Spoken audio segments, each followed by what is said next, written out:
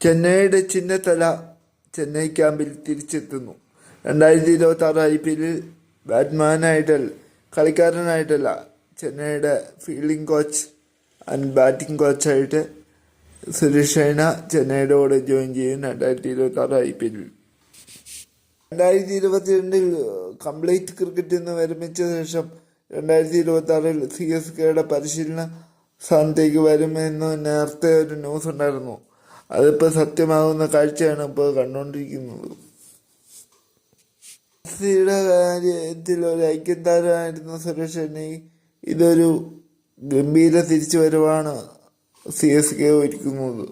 5 കിരീടം നേടിയ Chennai super Kings ആരാധകരുടെ നെഞ്ചിൽ അവരുടെ ചിഹ്നതലയ്ക്ക് ഒരു പ്രത്യേക സ്ഥാനമുണ്ട്.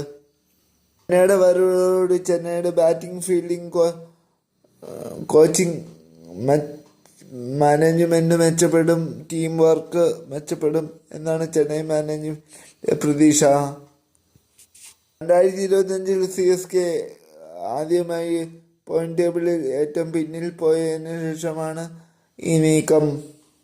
അപ്പോൾ ഇത്രയാണ് ഈ ക്രിക്കറ്റിൽ പറയാനുള്ള. ചാനൽ ആദ്യമായിട്ട് കാണുകയാണെങ്കിൽ സബ്സ്ക്രൈബ് ചെയ്യുക. മറ്റൊരു വീഡിയോ ആയിട്ട് വീണ്ടും കാണാം.